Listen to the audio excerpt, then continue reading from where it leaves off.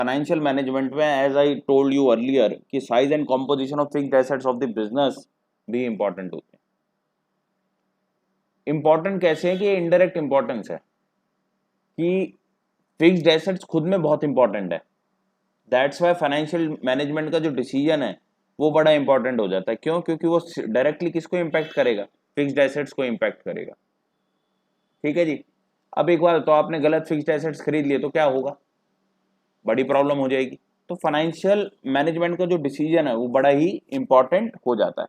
दूसरे नंबर पे जब आपके फिक्स्ड एसेट्स का डिसीजन इंपॉर्टेंट है तो उसके वजह से आपके करंट एसेट्स भी चेंज हो जाते हैं। मान लो आपने एक ऐसी गाड़ी खरीद ली इसमें माइलेज बहुत कम देती है, गाड़ी का डिसीजन गलत हो गया, साथ ही साथ फिर करंट एसेट्स भी तो ज्यादा लग रहे हैं, अब पेट्रोल ज्यादा लगेगा। तीसरे नंबर पे आता है long and short term finance to be use. अब देखो गाड़ी खरीद रहे हो, लॉन्ग टर्म फाइनेंस से खरीद रहे हो कि शॉर्ट टर्म फाइनेंस से खरीद रहे हो? कोई भी चीज महंगी नहीं होनी चाहिए, क्योंकि अभी आपको मैंने डेफिनेशन पढ़ाई थी कि फाइनेंशियल मैनेजमेंट की डेफिनेशन क्या होती है कि भाई आपको जो फंड्स हैं वो कम से कम कॉस्ट पे खरीदने और मैक्सिमम उससे प्रॉफिट जनरेट करना है। कम से कम कॉस्ट पे खरीदूंगा, मैक्सिमम प्रॉफिट जनरेट करूंगा।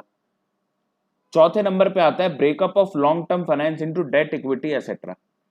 आपने क्या करना है? लॉन्ग टर्म फाइनेंस को डेट और इक्विटी में चेंज करना है। मतलब कि कैसे डेट लूं कि इक्विटी लूं, अपना पैसा लूं कि बाहर वालों का लूं, बड़ा इंपॉर्टेंट है। देखो आपकी कंपनी, ये तू जो न्यूमेरिकल न्यूमेरिकल कह रहा था, न्यूमेरिकल नहीं है वो।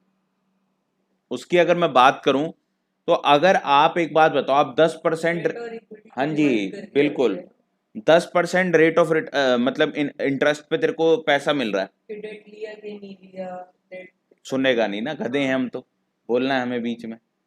10% है रिटर्न, अगर रिटर्न की बात कर रहा हूँ, 10% है इंटरेस्ट हमारा।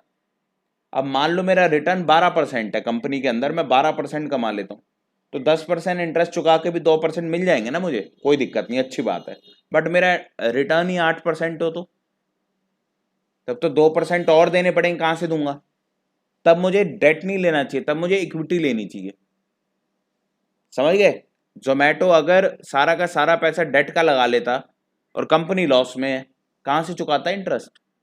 इसलिए वो क्या लेते हैं? इक्विटी लेते हैं स्टार्टिंग में, बाद में डेट ले सकते हैं ताकि कंपनी चलती रहे, क्योंकि कंपनी को चलने में समय लगता है। ठीक है जी।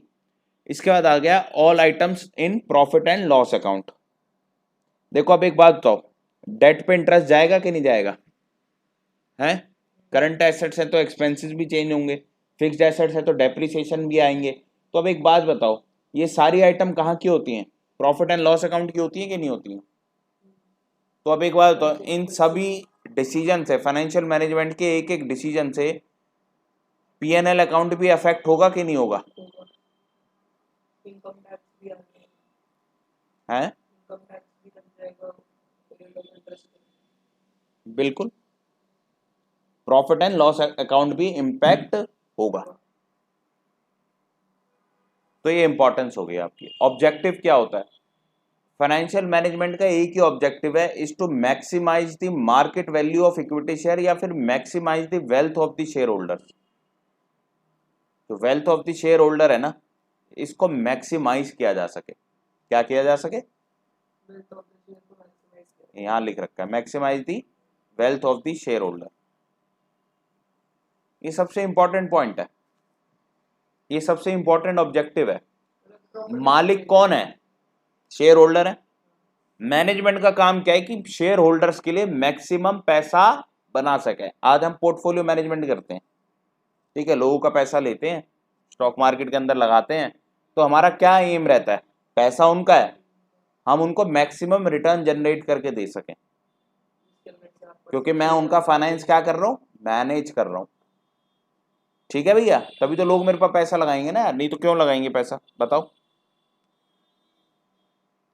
अब एक फाइनेंशियल मैनेजमेंट की बात करें थोड़े से ब्रॉडर पॉइंट ऑफ व्यू में कंपनी के अंदर, तो इनका पहला काम क्या होता है कि हमेशा फंड्स कंपनी के अंदर अवेलेबल रहे। फंड्स की वजह से काम नहीं रुकना चाहिए, क्योंकि अगर फंड्स की वजह से काम रुकेगा ना तो कंपटीशन का जमाना है, कॉम्पिटिटर फट से एंटर कर जाएंगे मार्केट के अंदर।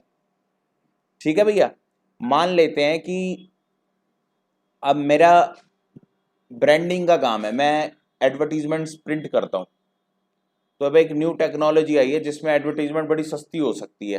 प्रिंट पहले 2 रुपये का प्रिंट लगता था, अब जो है ना वो 1 रुपये का हो सकता है। और मार्केट में लीडरशिप चाहिए तो कॉस्ट कटिंग तो आपको करनी पड़ेगी। तो मैंने वो कंपनी वो मशीन जो है मंगा नहीं पाया क्योंकि पैसे नहीं थे मेरे पास। और मेरे एक कॉम्पिटिटर था जो मेरे आगे कभी एग्जिस्ट भी नहीं करता था, उसके पास पैसा था, उसने मंगा ली। अब मेरे सारे कस्टमर कहाँ चले गए, एकदम से उसके पास चले गए। अब यही मेरे पास भी होती और उसके पास भी होती तो मेरे कस्टमर मेरे पास ही रहते ना, कि भाई इतने लंबे समय से काम चल रहा है, उनको पता ही ना लगता कि भैया वो बंदा भी है, क्योंकि वही रेट पे मैं भी दे पा रहा हूँ। क्योंकि अगर मैं 1 रुपये पे दे पा रहा हूँ, उसका फोन अगर उन कस्टमर्स के पास जाता भी है कि भैया मैं 1 रुपये में दे रहा हूँ चीज़ 2 रुपये वाली, तो लोग कहेंगे हमें 1 में ही मिल रही है भाई, क्यों दे रहे हो काम। और फिर जहाँ पे पहले से काम हो रहा होता है वहाँ ट्रस्ट होता है ना। तुम ट्यूशन कहीं और क्यों नहीं पढ़े 5 साल से, यहीं क्यों पढ़ रहे हो, क्योंकि ट्रस्ट बन जाता है। ट्रस्ट बन जाता है तो वहीं से चीज़ें ली जाती हैं। हर कोई अपने जो राशन की चीज़ें हैं वो कहाँ से लेता है, कॉन्टिन्यूएशन में जहाँ से आ रहा है। अब मान लो कोई नई आइटम सही है राशन की, वो आदमी इसलिए नहीं रख पा रहा है क्योंकि उसके पास फंड्स की कमी है। तो आप क्या करोगे, वो चीज़ों को ढूंढने के लिए दूसरी राशन शॉप पे जाओगे, धीरे धीरे आप शिफ्ट हो जाओगे। समझ गए, क्यों, फंड्स की तो हमेशा फंड्स अवेलेबल होने चाहिए कि नहीं होने चाहिए। लेकिन फालतू फंड पड़े हुए हैं तो वो गलत है। क्यों, हर फंड एक कॉस्ट पे आता है।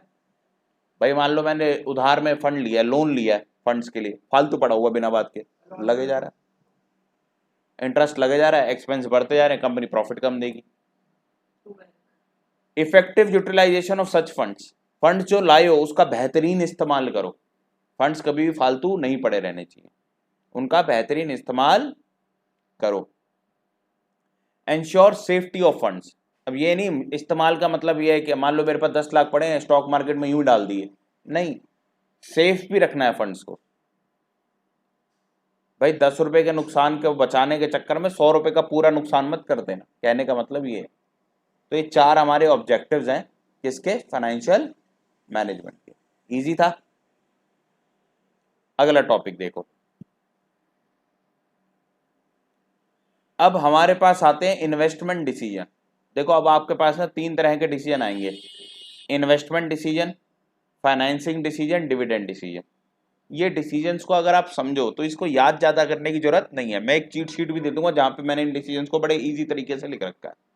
तो सबसे पहले चलते हैं हम फाइनेंसिंग डिसीजन पे, इन्वेस्टमेंट वाला बाद में करेंगे, आसान है वो, उसको बाद में करेंगे। फाइनेंसिंग डिसीजन करते हैं, इसको कैपिटल स्ट्रक्चर भी कहते हैं, कैपिटल स्ट्रक्चर डिसीजन भी कहते हैं।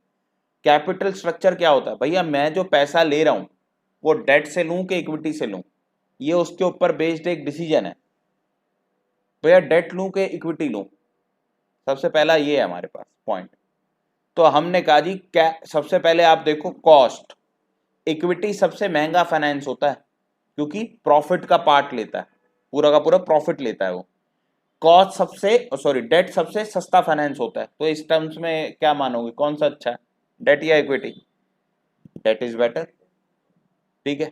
लेकिन खाली यही एक फैक्टर है, नहीं बहुत सारे फैक्टर है। रिस्क, जितना आप कंपनी के अंदर डेट बढ़ाते जाओगे उतना आपका रिस्क बढ़ता जाएगा। जैसे अभी अदानी का आपने सुना होगा, वो क्यों बढ़ गया उनकी कंपनी में रिस्क, क्योंकि उनका डेट उनकी इक्विटी के मुकाबले बहुत ज्यादा था, उनके ऊपर डेट बहुत ज्यादा था।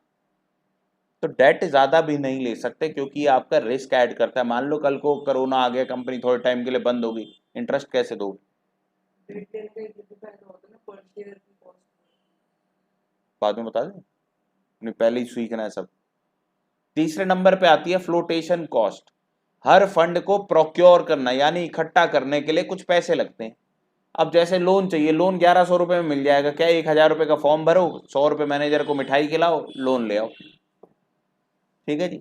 लेकिन आपने क्लास 11th में एक चैप्टर पढ़ा था, चैप्टर नंबर 7 ऑफ एनसीईआरटी, और चैप्टर नंबर 2 के अंदर एक टॉपिक पढ़ा था कि भैया एक कंपनी को चालू कैसे करते हैं।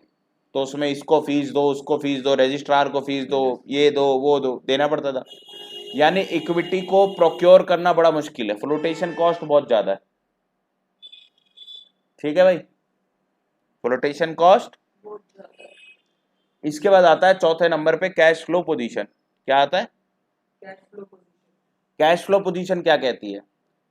देखो, इंटरेस्ट जो है ना वो आपको हर हाल में देना ही पड़ेगा, चाहे आपके पास कैश है चाहे नहीं है। बट यही डिविडेंड की बात करें तो वो डिविडेंड जरूरी नहीं होता ना कि देना ही डिविडेंड देना ये मालिकों का ही पैसा है, हाँ तब दे दो जब कैश है। तब दे दो जब वो अब मान लो आपकी कंपनी की कैश फ्लो पोजीशन अच्छी नहीं है, तो आपको क्या लेना चाहिए? आपको इक्विटी लेना चाहिए, क्योंकि जब पैसा होगा तब दे देंगे, प्रिंसिपल अमाउंट भी और इंटरेस्ट भी। यही कैश फ्लो पोजीशन आपकी क्या है, अच्छी है, डेट ले सकते हो, प्रिंसिपल अमाउंट भी इजीली दे सकते हो, इंटरेस्ट भी इजीली दे सकते हो, ले लो।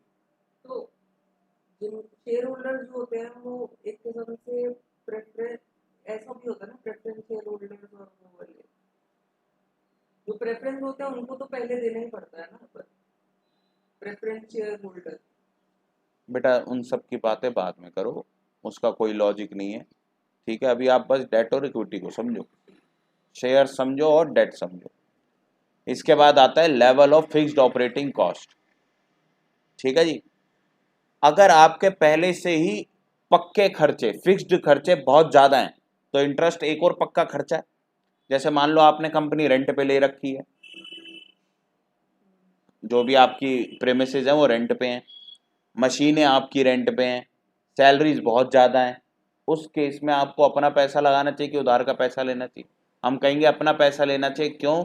एटलीस्ट इंटरेस्ट जैसा फिक्स्ड ऑपरेटिंग कैश कॉस्ट तो नहीं आएगी, पैसा है तो दे देंगे। डिविडेंड तो ऐसा है ना, पैसा है तो दे देंगे, नहीं है तो नहीं देंगे, प्रॉफिट है तो दे देंगे, नहीं है तो नहीं देंगे। अब पहले ही खर्चे बहुत है और उसमें उधार का पैसा लगा रखा है, तो क्या आप बहुत ज़्यादा कमा पाओगे? क्या पता लॉस में भी चले जाओ। तो अगर पहले से आपके फिक्स्ड ऑपरेटिंग कॉस्ट ज़्यादा है, ठीक है जी, तो आपको डेट नहीं लेना चाहिए, आपको इक्विटी लेना चाहिए। बट अगर फिक्स्ड ऑपरेटिंग कॉस्ट कम है तो आपको क्या लेना चाहिए? डेट ले सकते हैं आप। इसके बाद आ जाता है कंट्रोल। अगर अगर हम बात करें, आपके शेयर होल्डर्स को कंट्रोल चाहिए। क्या चाहिए? कंट्रोल कंट्रोल चाहिए। कंट्रोल का मतलब क्या है? Power to make decisions. अगर अब उनको डिसीजन मेकिंग पावर अपने हाथ में चाहिए तो क्या करना चाहिए? उनको इक्विटी नहीं, उनको डेट लॉन्च करने चाहिए। क्यों? उधार लेने वाले क्या कंपनी की डिसीजन मेकिंग में पार्ट लेते हैं? नहीं लेते। बट यही अगर वो कंट्रोल डाइल्यूट होने से उनको फर्क नहीं पड़ता, तो इक्विटी शेयर होल्डर ले आओ, और शेयर होल्डर आएंगे और अपनी चलाएंगे, सिर्फ तुम्हारी नहीं चलेगी, अब औरों की भी चलेगी। ये है कंट्रोल का फैक्टर। 7वें नंबर पे आता है state of capital market. Capital market वो मार्केट होती है जहां से आपको इक्विटी शेयर्स लॉन्च कर सकते हो, इक्विटी शेयर्स के बदले में पैसा ले सकते हो। मार्केट कंडीशन बुल फेज में, यानी मार्केट बहुत बढ़िया चल रही है, तो आपको इजीली पैसा मिल जाता है। बट यही मार्केट में बड़ा बियरिश सेंटिमेंट्स है, पैसा लोग लगा ही नहीं रहे मार्केट के अंदर, तब आपको इजीली पैसा मिलेगा? नहीं मिलेगा। उस केस में आपको क्या ही लेना पड़ेगा? डेट ही लेना पड़ेगा। समझ गए? ये फाइनेंसिंग डिसीजन के 7 पॉइंट है। इसके बाद एक आखिरी अब हम कौन सा करेंगे? Dividend decision. अब डिविडेंड डिसीजन क्या कहता है कि डिविडेंड दूं कि कंपनी के अंदर पैसा इकट्ठा करके रखूं, जिनको हम रिटेन्ड अर्निंग्स कहते हैं। भाई कोई भी डिसीजन दो पॉइंट्स के बीच में होता है ना, वहां डेट और इक्विटी के बीच में था, यहाँ पे सेव करके रखो तो दो ही आइटम है, एक डिविडेंड है और एक रिटेन्ड अर्निंग है। यानी या तो हम पैसे देंगे या फिर अपने पास सेव करके रखेंगे, दो ही पॉइंट है हमारे पास। अब इसके अंदर क्या क्या पॉइंट है? अमाउंट ऑफ अर्निंग, भाई कितना डिविडेंड दें ये भी क्वेश्चन है, डिविडेंड दे ना दे ये भी क्वेश्चन है। अगर आपके पास अमाउंट ऑफ अर्निंग्स बहुत ज़्यादा है, डिविडेंड दे दो। अमाउंट ऑफ अर्निंग्स कम है, डिविडेंड मत दो। इसके बाद आता है स्टेबिलिटी ऑफ अर्निंग्स। अगर आपकी स्टेबल अर्निंग्स है, हर साल आप इतना मतलब पर्टिकुलर मान लो 1 करोड़ रुपए कमाते ही हो, तो आप 70 लाख देना चाहते हो, आप देते रहो, ज़्यादा डिविडेंड दे दो या डिविडेंड दे दो। सबसे बड़ी बात, मान लो आपकी अनस्टेबल अर्निंग्स रहती हैं, कभी 1 करोड़ कभी 20 लाख, तो आपको जो डिविडेंड देने चाहिए वो 30-40 लाख के आसपास देने चाहिए जब 1 करोड़ रुपए डिविडेंड हो। जब 20 लाख है तो भी 30-40 लाख, ताकि आप दे सको। यही अगला पॉइंट आता है स्टेबिलिटी ऑफ डिविडेंड्स, कि आपके जो डिविडेंड है वो क्या रहने चाहिए? स्टेबल रहने चाहिए। क्या रहने चाहिए? स्टेबल रहने चाहिए। क्यों? अगर मान लो आप एक टाइम तो बहुत ज़्यादा डिविडेंड देते हो, एक टाइम बहुत कम डिविडेंड देते हो, तो मार्केट के अंदर नेगेटिव इम्पैक्ट जा सकता है कैसा इम्पैक्ट जा सकता है? Negative impact. नेगेटिव इम्पैक्ट चला जाता है। क्या नेगेटिव इम्पैक्ट? कि भैया मे बी कंपनी के अंदर कुछ गड़बड़ है, ठीक है जी, क्यों इन्होंने एकदम से अपनी अर्निंग कभी कम वो कर बहुत दी। ज्यादा दे रहे हैं, कभी बहुत कम दे रहे हैं। बिल्कुल। इसके बाद आता है ग्रोथ अपॉर्चुनिटी। अगर मान लो आपको लग रहा है आपके पास ग्रोथ अपॉर्चुनिटी है, तो आपको क्या करना चाहिए?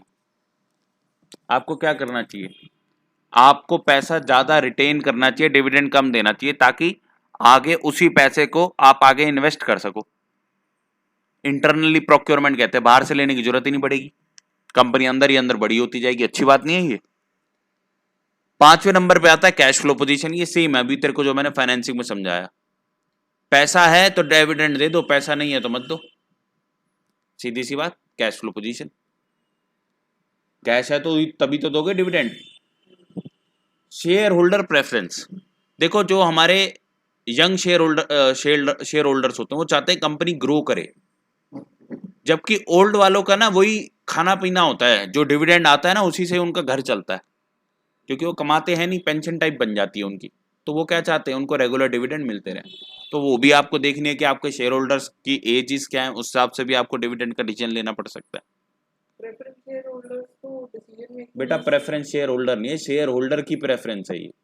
भैया बूढ़े शेयर होल्डर हैं, ठीक है जी। इसके बाद आता है टैक्सेशन पॉलिसी। आपको अगर टैक्स जो आपका है, टैक्स अगर आपने ज़्यादा है आपका इस वक्त, जो भी आप शेयर डिविडेंड दोगे टैक्स ज़्यादा है, तो उस वक्त डिविडेंड कम दो। आप उस पैसे को रिटेन कर लो, इन्वेस्ट कर दो, ना इनकम दिखाई देगी ना टैक्स लगेगा, ठीक है जी। टैक्स जब कम हो ज़्यादा डिविडेंड दे दो, ठीक है जी। इसके बाद आता है स्टॉक मार्केट रिएक्शन। देखो जब भी आप डिविडेंड देते हो तो स्टॉक मार्केट उसमें पॉजिटिवली रिएक्ट करती है। तो अगर आप चाहते हो कि मार्केट के अंदर आपके स्टॉक के लिए पॉजिटिव सेंटिमेंट बने तो डिविडेंड दे दो, नहीं तो मत दो, ठीक है जी। Access to capital market. अब बड़ी बड़ी कंपनीज है उनको ना मिनटों, अभी टाटा कोई कंपनी लॉन्च करे मिनटों में पैसा मिल जाएगा, रिलायंस कोई कंपनी लॉन्च करे मिनटों में पैसा मिल जाएगा। यही अगर मैं कहूँ कि आपको कोई मान लो एबीसी कंपनी लिमिटेड है, उसको मिनटों में पैसा मिलेगा? नहीं।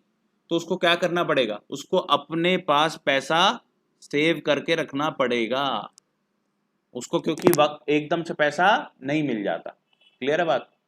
इसके बाद आता है लीगल कंस्ट्रेंट्स। क्या? Legal constraint. कई बारी आपको डेट लेने के लिए अलाउ ही नहीं करेगी कौन? Companies act. कंपनीज एक्ट में लिखा हो भैया इतना मिनिमम आपके पास जो है ना अपना पैसा होना चाहिए, इतना आपके पास डेट होना चाहिए, तो आप उससे ज्यादा डेट ले ही नहीं पाओगे, पहली बात, ठीक है। ये मैंने डेट मतलब फाइनेंसिंग का पॉइंट ऑफ व्यू बता दिया। अब डिविडेंड में समझ लो इस पॉइंट को कैसे होगा।